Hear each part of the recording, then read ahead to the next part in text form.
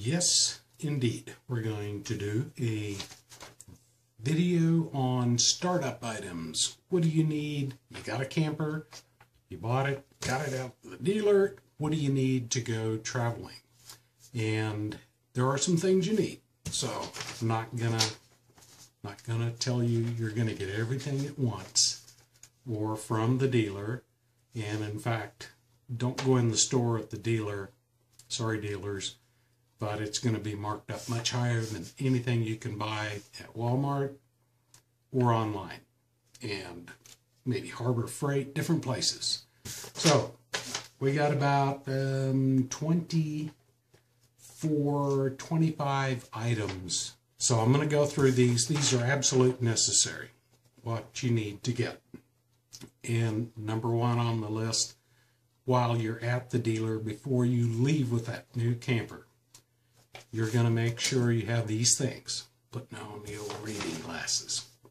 You're going to have a wrench, crank for the tongue jack. If you have an electric tongue jack, you need a manual one. If that motor stops, you're going to have to crank it up and down. Make sure you have that. Wheel lug nut wrench. Oh boy, see that 3 times fast. I didn't have one with the camper, so I had to go to Walmart and I bought one. But your truck lug nut wrench may not fit the camper, so be sure you have that, okay? The slide, if you have a slide, be sure that you get a manual crank wrench from the dealer before you leave. I didn't have one either. I contacted my dealer. They apologized and said to look in 2 or 3 places where it might be hidden. I'm pretty sure I don't have it, but they said they would send me one free. Just make sure you have one before you leave. And the other one is a stabilizer wrench, and that's if you have a camper that has manual stabilizers that you put down, the scissors, that you have that wrench. So there's 4 wrenches for you, 4 manual crank wrenches.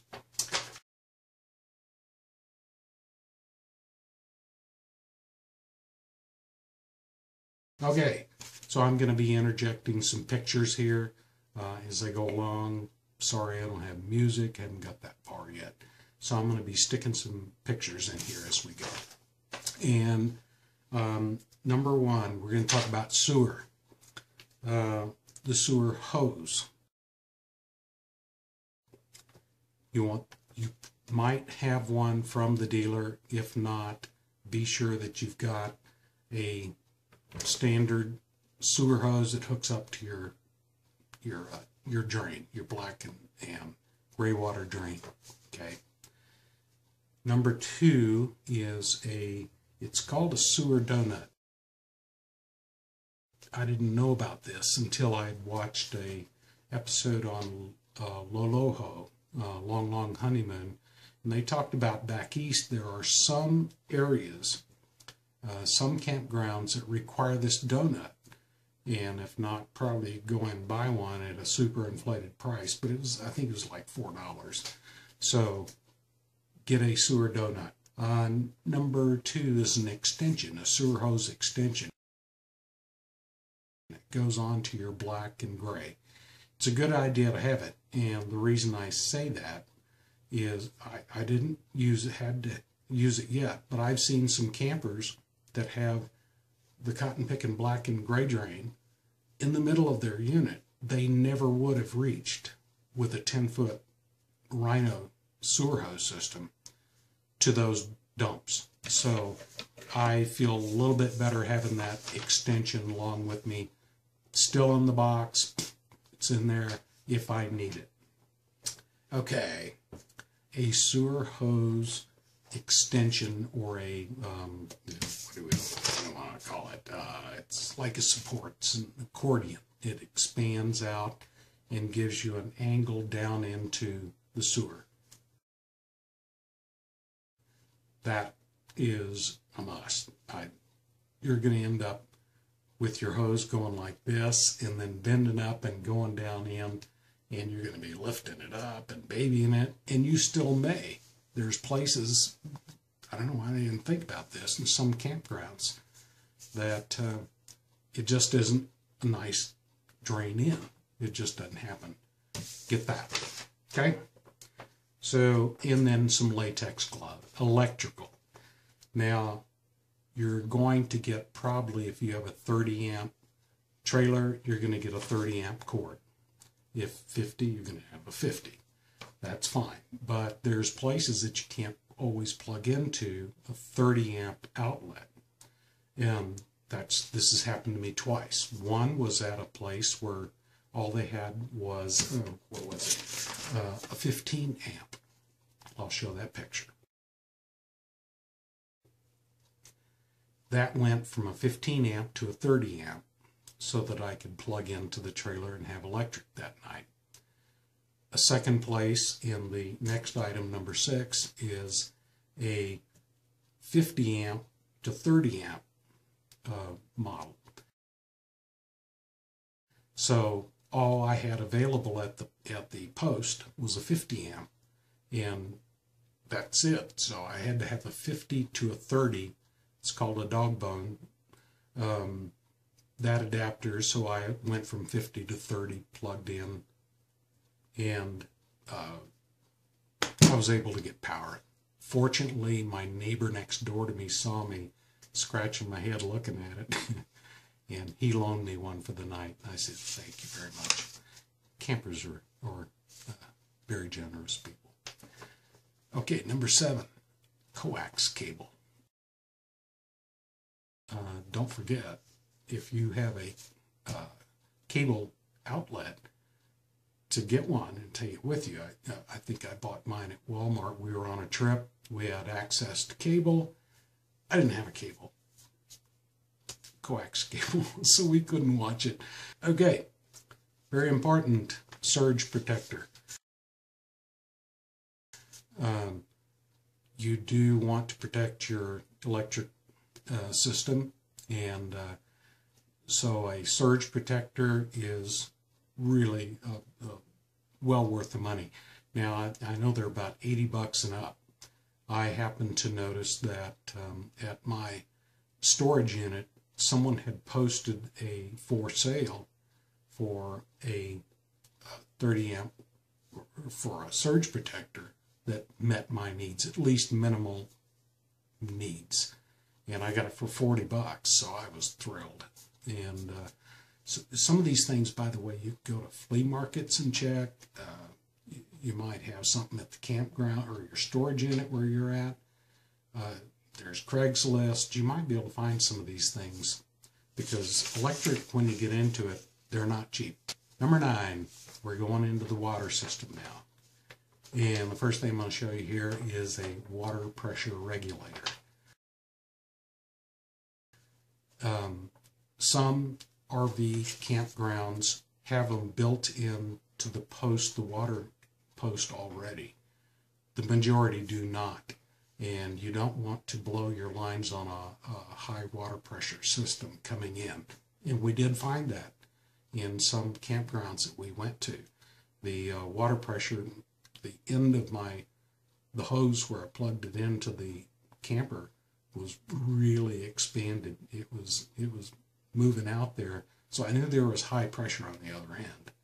So do get a water pressure regulator. They're $3-4 bucks. They're very cheap. You can get those at Walmart. And number 10, a 90-degree hose elbow. So this is where you're going to plug in your water into the camper, and it's going to bend down, and then you can take your hose and put it on to the bottom of that. If you don't, and I found that out quickly, is your hose plugs into the side of the fresh water inlet, and it comes out and bends, and it kinks almost right away. It's going to kink. So get a 90-degree hose elbow, okay? Very cheap again. Number 11, fresh water fill adapter.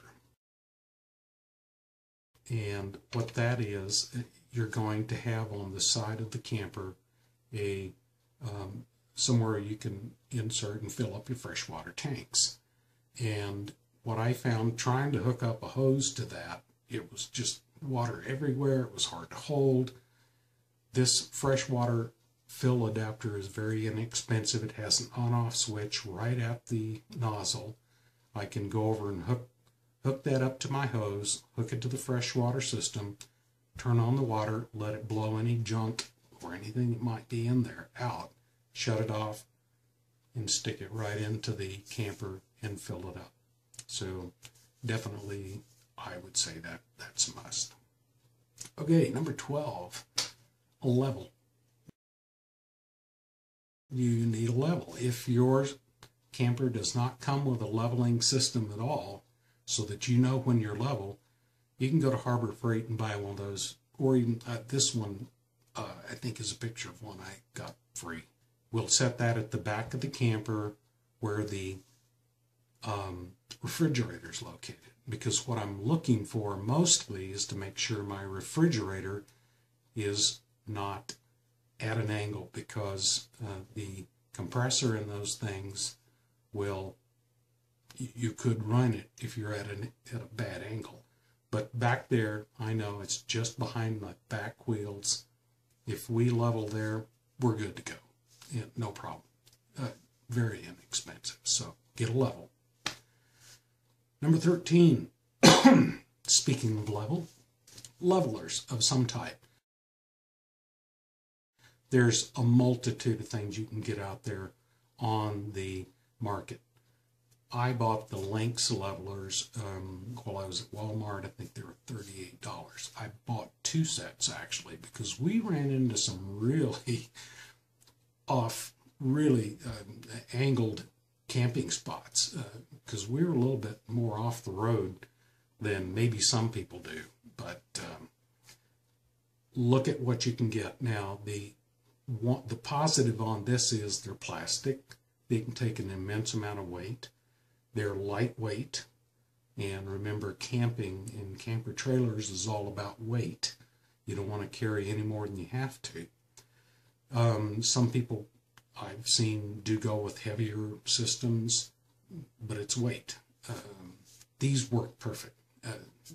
I cannot say enough about them. They're just that easy.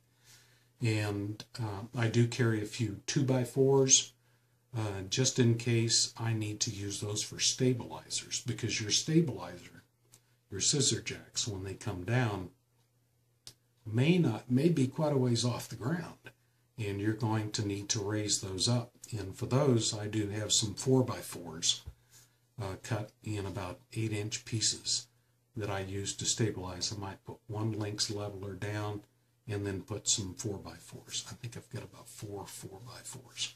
And I use those pretty commonly in addition to the Lynx Levelers, because I have pretty good clearance on my Rockwood Mini Lite. So it's up there. Okay, number 14. This isn't an absolute must, but I would suggest it. It's a hatchet and a shovel. So the shovel, of course, is going to come in handy for any number of purposes. Just if you're trying to dig out a fire pit or something like that. The hatchet for chopping up firewood. I just suggest you go ahead and get one, put it in there, you got it. It's not totally necessary, but sooner or later you're going to want it. You're going to use it. Okay, number 15, chocks. You've got to have chocks. There's a variety of chocks out there. You can get them from heavy ones, heavy black ones, but again, I'm all about lightweight, and so I chose some lightweight, I think they're Camco chocks, and you're going to get 4 of those at least. You can get more if you want. I mean, just whatever you're up to. They're not a big expense, but you do absolutely need to have some chocks. Not going to come with your system. Number 16, lap sealant. Now, carry around a tube of this lap sealant, excuse me, in case you have a leak all of a sudden. Something got torn, punched, broke, and you need it. The lap sealant is going to do a good job for you. I think it's like $8 or $9 for a tube, and you're going to have a real mess to use that whole tube. You can seal the end of it, and it'll last for a long time. So number 17 is don't forget to take a caulking gun.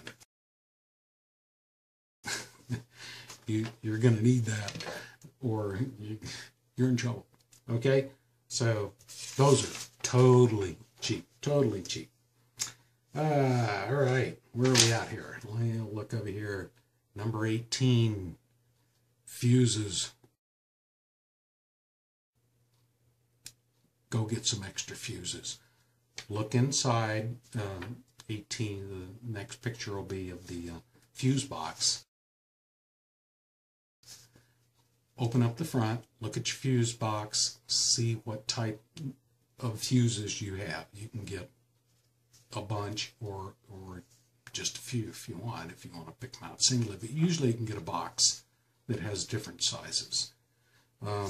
If you blow a fuse on your refrigerator and you don't have an extra fuse, you're going to have to rob something to pay that until you can get a fuse. So just carry them around. All right. Number 19, a hitch lock. Something to keep someone from just pulling up, backing up to your trailer, pull out your chocks, unhook, haul off. It's a deterrent. There are several systems out there on the market. Some are very expensive, and it depends on how paranoid you are, basically. You know, I've got insurance on the camper if it's gone, but this is just to keep honest people honest. If a thief wants to get in there, I don't care what you got, they'll get it. But this is something just a deterrent. All right? Number 20. I bought this not too long ago because my tires are getting at a point where I might have an issue. They still look good, but even at that, after having a flat tire on my truck on a trip, I realized I couldn't get the truck up high enough to get the back wheel off. So I thought, what if I have a flat on my trailer? How am I going to get it up there? Well, there's no jack in the world that I'm going to try to get up underneath the axle and prop up. So this is a trailer jack. There's different ones online. Go look at them. And this is a lightweight one. Again, weight is more important for a lot of things for you on the road. You want to keep the weight down. This one's a plastic one. It's called a trailer aid, I believe. It wasn't that much money. So I carry that around now just in case. You carry it in the truck if you want, or car, van, whatever you're pulling with. Or mine is lightweight, so I just throw it in the pass-through. 21 is a lubricant. And I have a can of Crc Silicon Lubricant that I carry with me, and every now and then I'll just make sure I'm going to go out and just spray my stabilizers so they're easy to go up and down, and my slide in. Now, you can go crazy on this with the different brands and recommendations and this and that, but at least look into it, get something, so it's a lot easier for you, and life is easier when things go in and out very easy, right? 22, tire pressure gauge. It's rudimentary, very simple tire pressure gauge. So you can check your tires from time to time and just make sure they're not overheating or that they're too low. And you and I know, if we're driving truck, we know when we got a low tire, it's bulging out, doesn't look right. But carry one just to check them from time to time. Very inexpensive. 23, trailer brake system. Now, if you don't have one installed with your truck when you get this, I had mine installed at the dealer because I'm carrying 5,700 pounds approximately fully loaded, and that's another 5,700 pounds pressing on my truck when I try to brake. So I had this installed, I think it was about $131. I had a 7-pin hitch, so I had them install that in the truck. I wouldn't even try to install this thing myself. So that is, I think, very important for safety reasons. Number 24 is a tire temperature sensor. Again, you can go way off the deep side on this. I bought a very small one just to check every now and then the tire temperature when I was on the road, just to make sure in warmer weather, just to make sure the tires weren't real hot, because that's when you're going to have a blowout, mostly from what I've heard and read. So I have a very inexpensive one I bought at Harbor Freight just to check the tire heat, and that's the only reason I got it. It was like $3 or $4. You can go crazy. You could buy a tire pressure monitoring system for $200-300. If that's what makes you feel better, do it. This is at least a starter unit for just a few bucks, for peace of mind. Okay. 25. Yes, the last very important thing you want to get, and a lot of people don't know it until you climb into your first camper, and that is a Robertson screwdriver.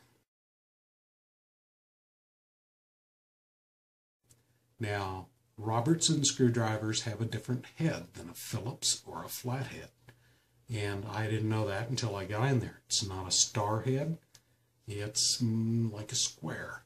So when you start trying to take something apart in your camper to check a furnace or pull off check filter, screw in a panel, you're going to notice it's a different type of screwdriver. It's called a Robertson screwdriver. So I have a screwdriver that has one of those. You can pull it out and turn it over and stick it in. You got a Phillips on different side and flatheads.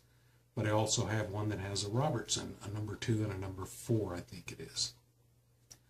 So those are the things that I wanted to share, that they're all there. I've got them all.